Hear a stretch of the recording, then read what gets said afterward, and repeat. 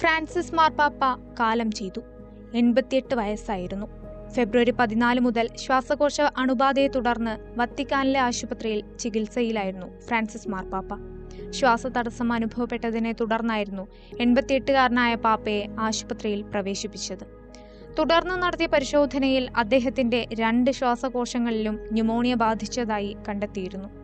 കഴിഞ്ഞ 2 വർഷത്തോളമായി പോപ്പ് ഫ്രാൻസിസിന്റെ ആരോഗ്യനില മോശമായിരുന്നു. ചെറുപ്രായത്തിൽ തന്നെ അദ്ദേഹത്തിന് പ്ലൂറസി എന്ന ശ്വാസകോശത്തിന്റെ ആവരണത്തെ ബാധിക്കുന്ന അസുഖം ബാധിച്ചതിനെ തുടർന്ന് ശ്വാസകോശത്തിന്റെ ഒരു ഭാഗം നീക്കം ചെയ്തിട്ടുണ്ട്.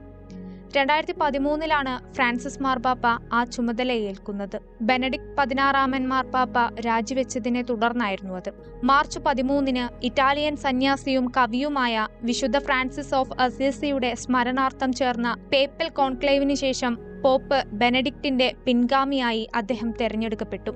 പരമ്പരാഗതമായി കാമർലെങ്കോ എന്ന മുതിർന്ന വത്തിക്കാൻ ഉദ്യോഗസ്ഥനാണ് മാർപ്പാപ്പയുടെ മരണം സ്ഥിരീകരിക്കുക. നിലവിൽ ആ സ്ഥാനം ഐറിഷ് വംശജനായ കർദിനാൾ കെവിൻ ഫാരലാണ് വഹിക്കുന്നത്. കർദിനാൾ ഫെറൽ മാർപ്പാപ്പയുടെ മൃതദേഹം അദ്ദേഹത്തിന്റെ സ്വകാര്യ ചാപ്പലിൽ സന്ദർശിക്കുകയും തുടർന്ന് അദ്ദേഹത്തിന്റെ പേര് വിളിക്കുകയും ചെയ്യുമെന്ന് പരമ്പരാഗത ചടങ്ങുകളെ അനുസ്മരിച്ച് പല റിപ്പോർട്ടുകളും സൂചിപ്പിക്കുന്നു.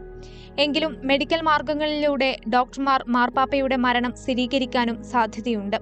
ഒരു മാർപ്പാപ്പ വൈദ്യചികിത്സകളോട് പൂർണ്ണമായും പ്രതികരിക്കുന്നത് നിർത്തി നിശ്ചലമായി കിടക്കുമ്പോൾ അദ്ദേഹത്തിന്റെ മുദ്രമോതിരം വികൃതമാക്കുകയോ നശിപ്പിക്കുകയോ ചെയ്യും. അത് അദ്ദേഹത്തിന്റെ ഭരണകാലയളവിന്റെ അവസാനത്തെ സൂചിപ്പിക്കുന്നു. കൂടാതെ പേപ്പൽ അപ്പാർട്ട്മെന്റുകൾ സീൽ ചെയ്യുകയും ചെയ്യും. മാർപ്പാപ്പയുടെ മരണം വത്തിക്കാൻ ഔദ്യോഗിക പ്രസ്താവനയിലൂടെ ലോകത്തെ അറിയിക്കുന്നതിന് മുൻപായി മുതിർന്ന സഭാ നേതൃത്വത്തിന്റെ ഭരണസമിതിയായ കോളേജ് ഓഫ് കാർഡിനൽസിനെ കാമർലെങ്കോ അദ്ദേഹം മരിച്ചതായി അറിയിക്കും. മാർപ്പാപ്പയുടെ മരണശേഷം മൃതദേഹം പൊതുവെ 4 മുതൽ 6 ദിവസങ്ങൾക്കുള്ളിൽ സംസ്കരിക്കും. നിലവിൽ 91 വയസ്സുള്ള കോളേജ് ഓഫ് കാർഡിനൽസിന്റെ ഡീനായ ഇറ്റാലിയൻ സ്വദേശി ജിയോവന്നി ബാറ്റിസ്റ്റ റിയായിരിക്കും മാതൃസംസ്കാര ചടങ്ങുകൾക്ക് നേതൃത്വം നൽകുക. പൊതുവെ മാർപ്പാപ്പയെ സംസ്കരിക്കുന്നത് വത്തിക്കാൻ ഗ്രോട്ടോസിലാണ്. സെന്റ് പീറ്റേഴ്സ് ബസിലിക്കയുടെ താഴെയായി സ്ഥിതി ചെയ്യുന്ന കല്ലറയാണിത്. എന്നാൽ റോമിലെ തന്റെ പ്രിയപ്പെട്ടതും ഏറ്റവും കൂടുതൽ ആളുകൾ സന്ദർശിക്കുന്നതുമായ സാന്താ മരിയ മാഗിയോർ ബസിലിക്കയിൽ അന്ത്യവിശ്രമം കൊള്ളാനാണ് ആഗ്രഹിക്കുന്നതെന്ന് 2023 നൽകിയ ഒരു അഭിമുഖത്തിൽ ഫ്രാൻസിസ് മാർപ്പാപ്പ പറഞ്ഞിരുന്നു.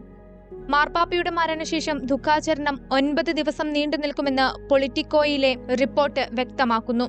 ഈ കാലയളവ് നോവൻഡിയേൽ എന്നറിയപ്പെടുന്നു. ഇതൊരു പുരാതന റോമൻ ആചാരമാണ്. ഈ കാലയളവിൽ പതിവ് പാരമ്പര്യമനുസരിച്ച് പോപ്പിന്റെ മൃതദേഹം പേപ്പൽ വസ്ത്രങ്ങൾ ധരിപ്പിച്ച് പൊതുജനങ്ങൾക്ക് കാണുന്നതിനായി സെന്റ് പീറ്റേഴ്സ് ബസിലിക്കയിൽ പ്രദർശിപ്പിക്കും. പലപ്പോഴും മാർപ്പാപ്പമാരുടെ മൃതദേഹം എംബാം ചെയ്ത് സൂക്ഷിക്കാറുണ്ട്. ചിലരുടെ അവയവങ്ങൾ സംസ്കരിക്കുന്നതിന് മുൻപായി നീക്കം ചെയ്യുകയും ചെയ്തിരുന്നു. റോമിലെ ട്രെവി ഫൗണ്ടിന് സമീപമുള്ള ഒരു പള്ളിയിൽ 2-ൽ പരം മാർപ്പാപ്പമാരുടെ ഹൃദയങ്ങൾ മാർബിൾ കലശങ്ങളിൽ സൂക്ഷിച്ചിട്ടുണ്ട്. അത് തിരുശേഷിപ്പുകളായി സംരക്ഷിച്ചു വരികയും ചെയ്യുന്നു. കഴിഞ്ഞ വർഷം ഫ്രാൻസിസ് മാർപ്പാപ്പ ശവസംസ്കാര ചടങ്ങുകൾ ലളിതമാക്കിയിരുന്നു. അതിനാൽ അദ്ദേഹത്തിന്റെ മരണശേഷം മൃതദേഹം പൊതുജനങ്ങൾക്ക് ദർശനം നടത്താൻ സാധ്യതയുണ്ടോ എന്ന കാര്യത്തിൽ സംശയമുണ്ട്.